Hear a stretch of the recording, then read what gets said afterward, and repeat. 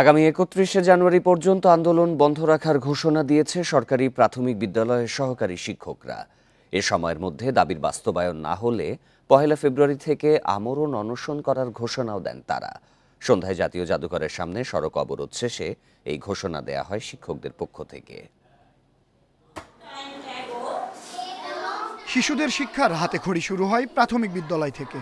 কোমলমতি শিশুদের শেখানোর দায়িত্ব যাদের, সেই শিক্ষকেরা দেশের ৩য় শ্রেণীর কর্মচারী, বেতন পান ১৩তম গ্রেডে।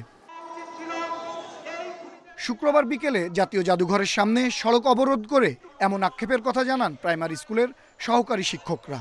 তারা চান প্রাপ্য সম্মান, ৩য় শ্রেণীর বেতন কাঠামো নয়, চান ২য় শ্রেণীর মর্যাদা। দাবি তোলেন ১০ম গ্রেডের বেতন কাঠামোতে উন্নীত করার। প্রাইমারি স্কুলের সহকারী শিক্ষক, আমাদের দাবি একটাই, ১০ম গ্রেড চাই। ৩য় শ্রেণীতে আমরা পড়ে রয়েছি, এটা জাতির জন্য লজ্জাকর। সেজন্য আমরা ২য় শ্রেণীর সমমর্যাদা পেয়ে আমাদের এই লজ্জামুক্ত সমাজ গড়ে তুলতে আমরা বদ্ধপরিকর। আমরা সহকারী শিক্ষকরা ১৩তম গ্রেডে আছি এবং দীর্ঘ ৩৩ বছর, কেউ ২৫ বছর চাকরি করার পরেও আমরা প্রধান শিক্ষক পোস্টে প্রমোশন পাই না। এ সময় শিক্ষকরা বলেন, দেশ গড়ার কারিগর হয়েও বৈষম্যের শিকার তারা। বলেন ৩১ তারিখে কনসালটেশন কমিটির একটি মিটিংয়ে যদি তাদের দাবির বাস্তবায়ন না হয়, তাহলে ১ ফেব্রুয়ারি থেকে আমরণ অনশনে যাবেন তারা।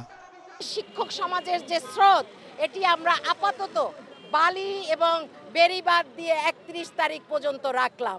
কিন্তু ৩১ তারিখে যদি আমাদের সহকারী শিক্ষকদের ১০ম গ্রেড নিয়ে সিনিমিনি খেলা হয়, ৩১ তারিখের পরে আমরা আমরণ অনশন কর্মসূচিতে যাব। শুক্রবার সকালে কেন্দ্রীয় শহীদ মিনারে সমাবেশের পর প্রধান উপদেষ্টার বাসভবন অভিমুখে যাত্রা করেন আন্দোলনকারীরা। তবে শাহবাগ মোড়েই আটকে দেয় পুলিশ। পরে একটি প্রতিনিধি দল প্রধান উপদেষ্টার কার্যালয়ে স্মারকলিপি দেয়। আনোয়ার সাদাত নূর, ইন্ডিপেন্ডেন্ট নিউজ, ঢাকা।